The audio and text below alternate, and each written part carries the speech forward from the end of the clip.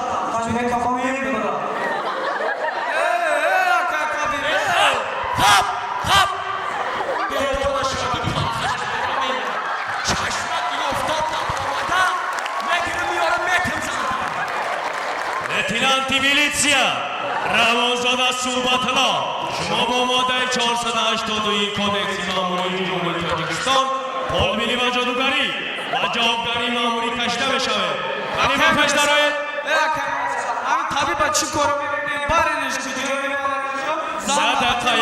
یدقه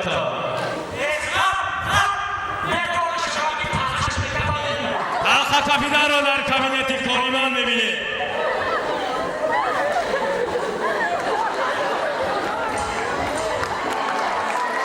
محکومی‌های شما دوستان عزیز جهت اجرای شرط دوم آزمون محفل ظریفان صحنه‌چه حتمی با دسته لبخند دوستان عزیز نظر باز یک نمره غیر کنکورسی در اجرای دسته لبخند اشتراکچیان از مؤسسه تسهیلات بیماری همین ماده‌اش گرفتار منظور شما می‌گردد. مرحبا.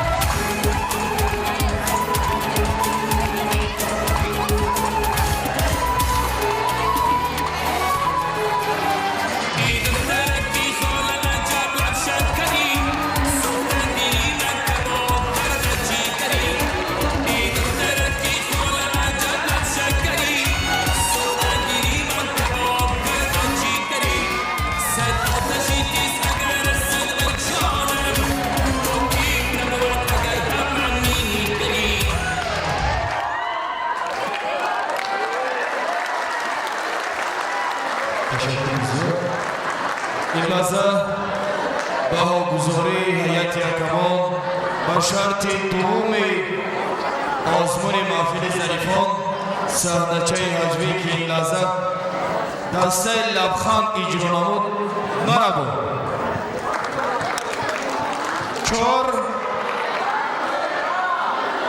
4 5